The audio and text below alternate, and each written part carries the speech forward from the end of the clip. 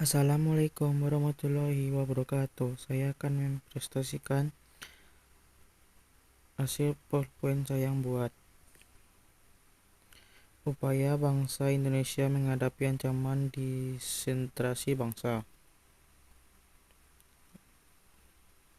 A. PKI Madiun 18 September 1948.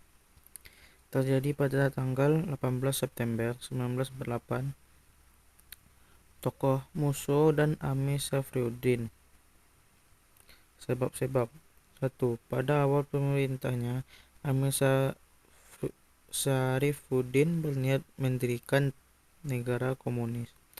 Hal ini dibuktikan dengan adanya pendidikan politik bagi TNI. 2. Ketidakpuasan terhadap hasil Renville di mana pada saat itu kabinetnya adalah kabinet Hatta. 3. Ame Safriuddin kemudian melakukan oposisi dan membentuk VDR atau Front Demokrasi Rakyat. Musso bergabung pada FDR membuat beberapa kebijakan yang pada intinya mendukung ide-ide komunis diterapkan di Indonesia, puncaknya dengan diumumkannya Republik Soviet Indonesia.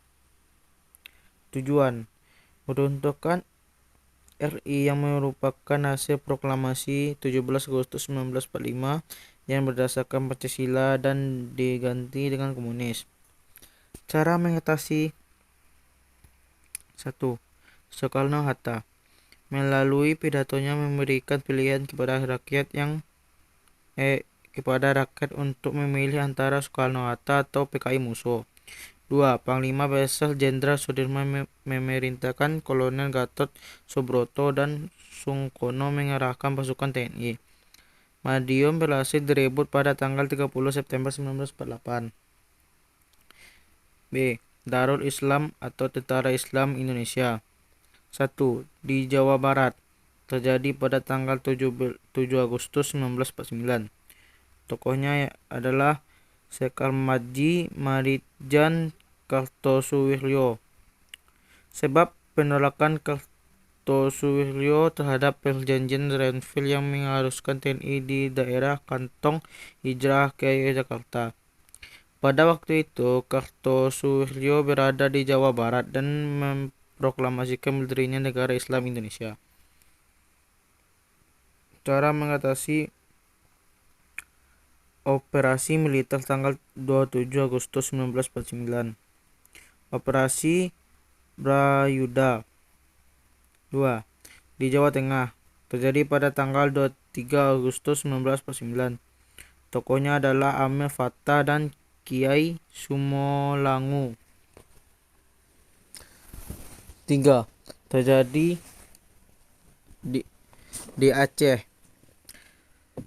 Terjadi pada tanggal pemberontakan di Aceh dimulai dengan proklamasi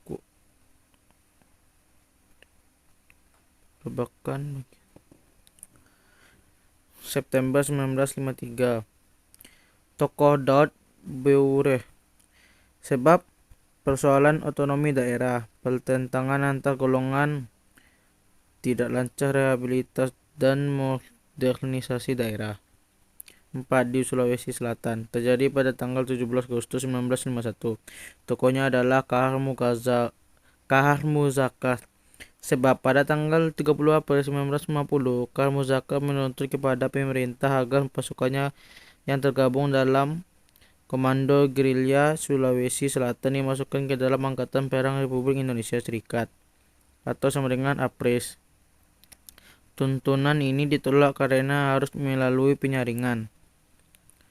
5. Kalimantan Selatan. Terjadi pada bulan Oktober 1950. Tokohnya adalah Ibnu Hajah. Sebab ketidakpuasan terhadap kebijakan mengenai TNI. Cara mengatasinya: dalam menghadapi gerombolan tersebut, DL atau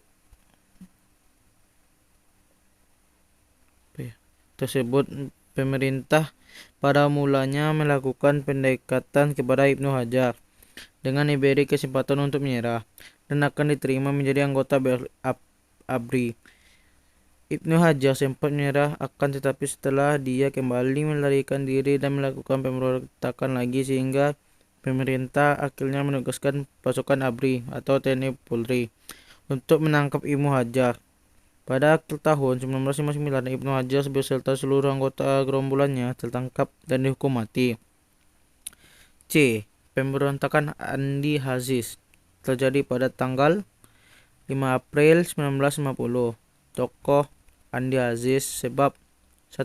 Menuntut agar pasukan bekas Kenil saja yang bertanggung jawab atas keamanan di negara Indonesia Timur. 2. Menentang masuknya pasukan APRES dari TNI. 3. Mempertahankan tetap berdirinya negara Indonesia Timur.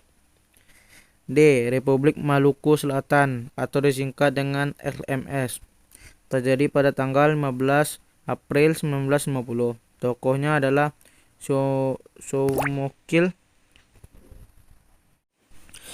D. Republik Maluku Selatan atau disingkat dengan RMS terjadi pada tanggal 25 April 1950. Tokohnya adalah Soumokil, J.